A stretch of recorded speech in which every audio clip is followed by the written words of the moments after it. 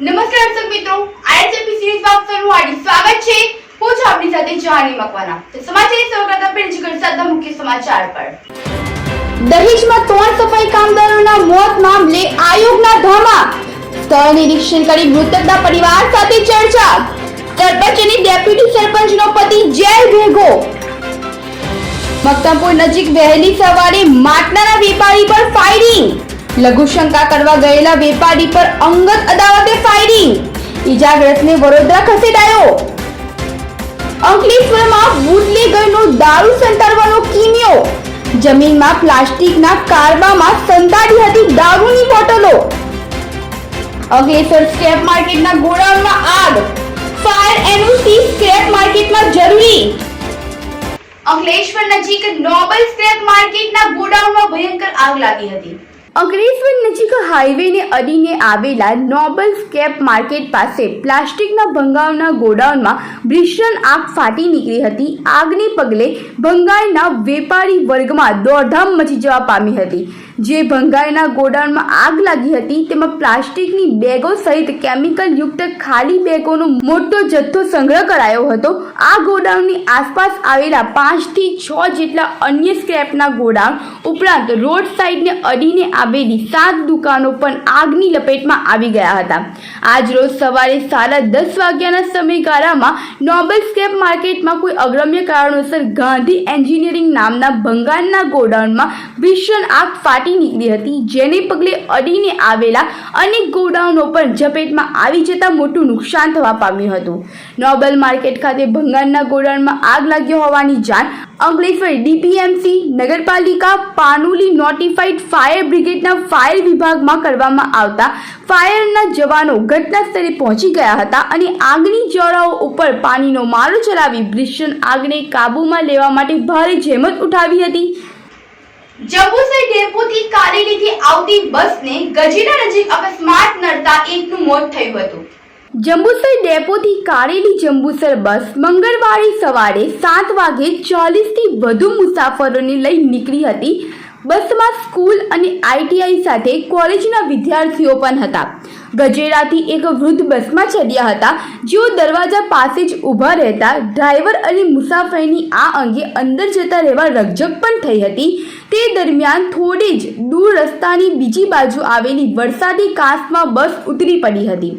ડ્રાઈવરે સ્ટીરિંગ પરનો કાબુ ગુમાવતા બસ ઝાડ સાથે ભટકાઈ અટકી ગઈ હતી। બસમાં સવાર મુસાફરોને ઈજા પહોંચતા તેઓએ બૂમાબૂમ મચાવી દીધી હતી। અકસ્માતમાં ગજેરાના નગીનભાઈ નામના મુસાફરનું મૃત્યુ થયું હતું, જ્યારે 7 થી વધુ છાત્રો સહિત 20 જેટલા મુસાફરોને ઈજાઓ પહોંચતા દોડધામ મચી ગઈ હતી। સ્થાનિકો વાહન ચાલકોના ટોળા વચ્ચે પોલીસ અને 108ના સ્ટાફે દોડી આવી ઈજાગ્રસ્તોને સારવાર અર્થે જંબુસર રેફરલ, વડુ અને વડોદરા સારવાર અર્થે ખસેડાયા હતા। મુસાફરો અને સ્થાનિકોએ આક્ષેપ કર્યો કે 3 મહિનામાં જંબુસરની ડેપોને આ 8મો અકસ્માત નડ્યો છે, જેમાં 3 લોકોના મોત થયા છે। જંબુસર ડેપોના ડ્રાઈવરોને ટ્રેનિંગ આપવાની અને એસટી નિગમ આ અંગે યોગ્ય કાર્યવાહી કરે તેવી માંગ કરાઈ છે। ડેપોની બસ છે જે કારેલીથી જંબુસર જતી હતી, તેમાં પિલુદ્રાથી કારેલી, પિલુદ્રા, વેડજ અને ગજેરાથી પેસેન્જર અને સ્ટુડન્ટ્સ બેઠા હતા। ટોટલ આમાં 80 પેસેન્જર હતા। કાકા જે એક્સપર્ટ થાય છે એ દરવાજામાં જ ઊભા હતા। ઘણીવાર કહેવા છતાં તે અંદર આવ્યા નહીં અને એસટી કંડક્ટર હતા એટલે મારાથી વધારે સ્ટાફ તરીકે બહુ કહેવાયું નહીં અને લગભગ બધા પેસેન્જરો દરવાજા કન સુધી ફીટોફીટ જ હતા। ગાડી જેવી ખાડામાં પસળી એમાં કશાક તૂટવાનો અવાજ આવ્યો, જેના કારણે ગાડી સીધી ઉતરી ગઈ છે નીચે। મક્તમપુરમાં માટલાનો વેપારી સવારે અવાવરૂ સ્થળે લઘુશંકા કરવા જતા 4 રાઉન્ડ ફાયરિંગમાં ઈજાગ્રસ્તને સારવાર અર્થે ખસેડાયો હતો। ભરૂચના મક્તમપુર રોડ પર આવેલ શિવ નર્સરીના 53 વર્ષીય રામ ઈશ્વર શાહ સવારે કુદરતી હાજતે જઈ રહ્યા હતા, ત્યારે તેમના ઉપર અજાણ્યા શખ્સે આડેધડ ફાયરિંગ કર્યું છે, જેમ રામ ઈશ્વર શાહને છાતી અને માથાના ભાગે ઈજાઓ પહોંચી હતી। ઈજાગ્રસ્તને ગંભીર હાલતમાં ભરૂચની સિવિલ હોસ્પિટલ ખાતે ખસેડાયા હતા, જ્યાંથી વધુ સારવાર માટે વડોદરા ખાતે ખસેડવામાં આવ્યા હતા। આ ફાયરિંગ પાછળના પોલીસની પ્રાથમિક તપાસ મુજબ ફાયરિંગનો ભોગ બનનાર રામ ઈશ્વર મૂળ બિહારનો અને હાલ ભરૂચમાં પોતાના શાળા અને બનેવી સાથે નર્સરી પર માટલા વેચવાનો ધંધો કરતો હતો.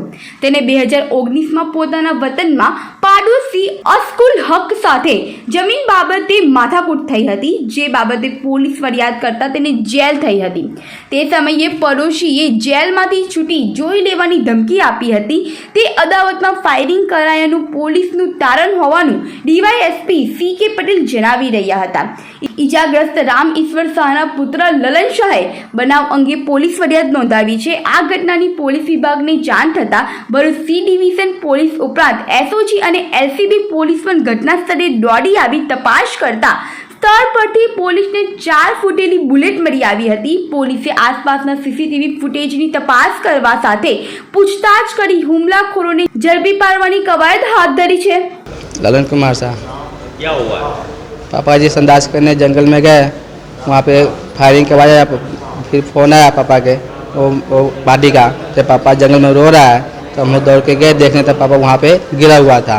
पापा से पूछा किसने मारा, तो बोला फायरिंग गोली से हमको मारा है.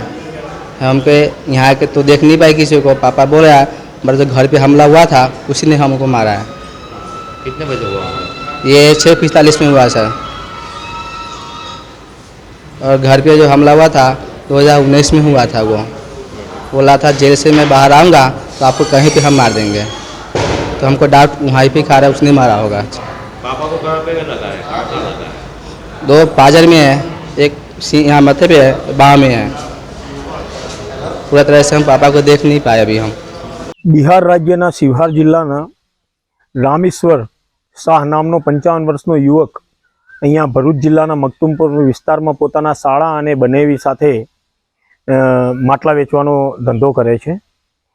આજે સવારના આશરે 7 વાગ્યાના અરસામાં એ પોતાના ઘરેથી કુદરતી હાજતે જવા નીકળેલો. એ દરમિયાન કોઈ ઈસમે એના ઉપર આવીને 4 જેટલા ફાયર આર્મ્સથી રાઉન્ડનું ફાયર કરેલું, તો એના શરીરે પેટના ભાગે અને હાથના ભાગે ગંભીર ઈજાઓ પહોંચેલી. શરૂઆતમાં એને ભરૂચની સિવિલ હોસ્પિટલમાં અને ત્યારબાદ વધુ સારવાર અર્થે એને વડોદરા સિવિલમાં રિફર કરવામાં આવેલો. બનાવની જાણ થતાં ભરૂચ જિલ્લાની SOG અને LCBની તથા લોકલ પોલીસ સ્ટેશનની C ડિવિઝન પોલીસ સ્ટેશનની ટીમો સ્થળ ઉપર પહોંચી ગયેલી. પ્રાથમિક પૂછપરછમાં એવું જાણવા મળેલું છે કે આ જે રામેશ્વર નામનો યુવક છે એને આજથી 2019ના અરસામાં એટલે કે 3 વર્ષ અગાઉ પોતાના ગામમાં આવેલી જમીન બાબતે પોતાના પડોશમાં રહેતા અસરુલ હક નામના ઈસમ સાથે માથાકૂટ થયેલી અને તે સંબંધમાં એણે એના અસરુલ હક વિરુદ્ધમાં ફરિયાદ પણ કરેલી અને એ જેલમાં ગયેલો. તો એ વખતે એણે એવી પણ ધમકી એને આપેલી કે હું જેલમાંથી છૂટીશ એટલે તને જોઈ લઈશ. તો એ જે એના વતનમાં એ જમીન બાબતમાં જે અદાવત ચાલતી હતી એના અનુસંધાનમાં એના ઉપર ફાયરિંગ કરેલું હોવાનું હાલ પ્રાથમિક દ્રષ્ટિએ જણાઈ આવેલ છે.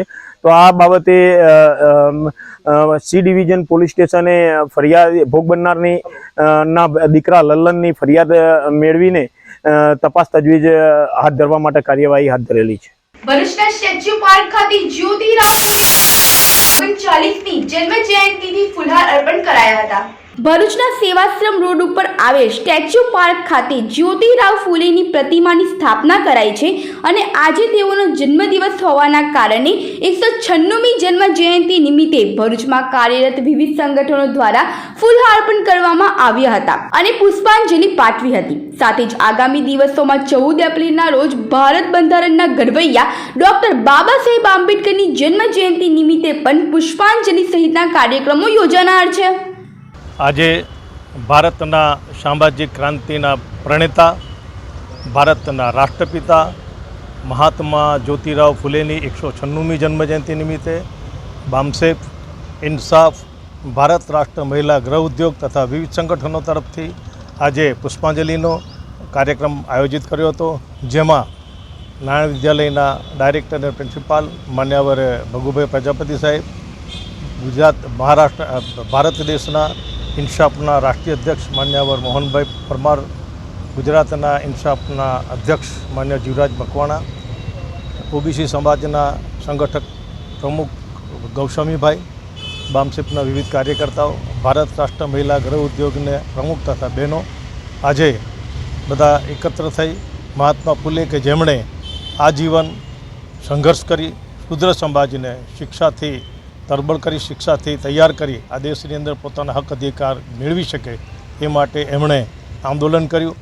પાણીના આંદોલન, શિક્ષાનું આંદોલન, રોજીરોટીનું આંદોલન, આત્મસન્માનનું આંદોલન, અને એ થકી આ દેશની અંદર સુદ્ર સમાજ, અતિ સુદ્ર સમાજને ભેગા કરી બહુજનની મુવમેન્ટ એમણે ઊભી કરી હતી, જે શિવાજી મહારાજના સમયથી અસ્ત કરવામાં આવી હતી એને ફરી એમણે સજીવન કરી આ દેશની અંદર બહુજન હિતાય બહુજન સુખાય મુવમેન્ટને પ્રજ્વલિત કરી આગળ વધારવાના પ્રયત્ન કર્યા. આજે એ નિમિત્તે આ વિવિધ સંસ્થાઓ એકત્ર થઈ અને એમને ફુલાર વિધિ કરી અને કાર્યક્રમ સંપન્ન કર્યો છે. તથા 14મી એપ્રિલે ડૉક્ટર બાબા સાહેબ આંબેડકરની 132મી જન્મજયંતિ નિમિત્તે સવારે 9:30 વાગે ફુલહાર વિધિ અને સાંજે દીપોત્સવ નિમિત્તે આતશબાજી અને એનો કાર્યક્રમ સાંજે 7 વાગે આંબેડકર પ્રતિમા રેલવે સ્ટેશન ખાતે આયોજિત કરવામાં આવ્યો છે. અંકલેશ્વરમાં બુટલેગરોનો અનોખો કિમિયો, જમીનમાં કારમાં ઉતારી વિદેશી દારૂ સંતાડ્યો હતો. અંકલેશ્વર તાલુકાના સેંગપુર ગામના કુવાડી ફળિયામાં રહેતો બુટલેગર રાહુલ રાજુ ઉર્ફે અન્નો વસાવા ગામની સીમમાં વિદેશી દારૂનું વેચાણ કરે છે અને સીમમાં આવેલ તળાવની પાર પાસે જમીનમાં પ્લાસ્ટિકના કેરબામાં સંતાડેલ વિદેશી દારૂનો વેપલો ચલાવે છે. જેવી બાતમીના આધારે તાલુકા પોલીસે દરોડા પાડ્યા હતા. પોલીસે સ્થળ પરથી વિદેશી દારૂની 292 નંગ બોટલ મળી કુલ 35,000થી વધુનો મુદ્દામાલ કબજે કર્યો હતો અને બુટલેગર રાહુલ વસાવાને વોન્ટેડ જાહેર કરી વધુ તપાસ હાથ ધરી છે. ભરૂચ જિલ્લાના દહેજ પંથકમાં 3 સફાઈ કામદારના મોત મામલે ભારત સરકાર આયોગે સ્થળ નિરીક્ષણ કરી મૃતકના પરિવારની મુલાકાત કરી હતી. ભરૂચ જિલ્લાના વાગરા તાલુકાના દહેજ ગ્રામ પંચાયતની હદમાં 25 ફૂટ ઊંડી ગટર સફાઈ માટે સરપંચ અને ડેપ્યુટી સરપંચના પતિના કહેવાથી ગટર સફાઈ કરવા ગયેલા 5 સફાઈ કામદારો પૈકી 3ના ગટરમાં ગુંગળાઈ જવાના કારણે મોત થતાં સુપ્રીમ કોર્ટના જજમેન્ટનું ઉલ્લંઘન સાથે જ સેફટીના સાધનો પણ સફાઈ કામદારોને ન આપ્યા હોવાના પ્રકરણમાં આખરે પોલીસે સરપંચ અને ડેપ્યુટી સરપંચના પતિ સામે ગુનો દાખલ કરી જેલ ભેગા કરી દીધા છે. ત્યારે આજે ભારત સરકારના આયોગ વિભાગની ટીમે સ્થળ ઉપર ધામા નાખ્યા હતા.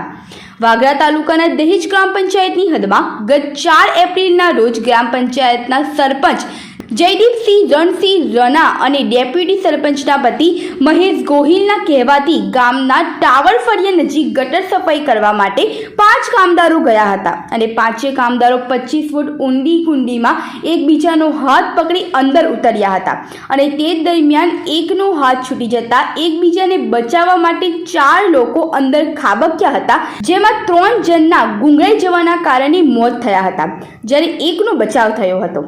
જ્યારે કુંડી ઉપર રહેલો એક સફાઈ કામદારનો પણ બચાવ થયો હતો, પરંતુ સમગ્ર મામલો જિલ્લા વહીવટી તંત્ર અને જિલ્લા પોલીસ વડાએ તાત્કાલિક ધોરણે કાર્યવાહી કરી હતી.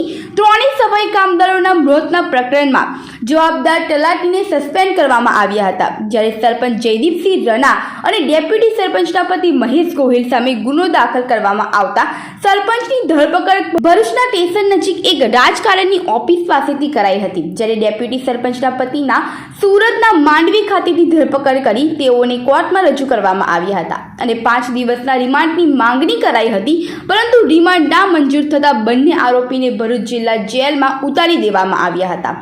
આ સમગ્ર ઘટનામાં 3 સફાઈ કામદારોના મોત પ્રકરણમાં માનવ વધના ગુનામાં તપાસનો ધમધમાટ ચાલી રહ્યો છે. ત્યારે આ સવારથી જ રાષ્ટ્રીય સફાઈ કર્મચારી આયોગ ભારત સરકારના ઉપાધ્યાય અંજના પવાર સહિતના અધિકારીઓનો કાફલો જે કુંડીમાં 3 સફાઈ કામદારો ગુંગળાઈ જવાના કારણે મૃત્યુ પામ્યા હતા તેનું સ્થળ નિરીક્ષણ કર્યું હતું અને સાથે જ ભરૂચ જિલ્લા કલેક્ટર ડોક્ટર તુષાર સુમેરા, ભરૂચ જિલ્લા પોલીસ વડા ડોક્ટર લીના પાટીલ, જિલ્લા વિકાસ અધિકારી પરેશ જોશી, અધિક કલેક્ટર ધાંધલ તથા એસડીએમ સહિત અધિકારીઓ ઉપસ્થિત રહ્યા હતા અને સ્થળ નિરીક્ષણ બાદ ગ્રામ પંચાયત ખાતે મૃતકના પરિવારજનો સાથે મુલાકાત કરી હતી અને તંત્ર દ્વારા મૃતકના પરિવારોને કેટલી સહાય આપવામાં આવી છે તે અંગે ચકાસણી કરી હતી, જેમાં એક મૃતકની પત્નીને 5 દીકરીઓ હોવાનું સામે આવ્યું હતું, જ્યારે એક મૃતકની પત્નીના પેટમાં 6 મહિનાનો ગર્ભ હોવાનું સાંભળીને ખુદ અધિકારીઓ પણ ધ્રુજી ઉઠ્યા હતા, જેના પગલે મૃતકના પરિવારજનો પાસે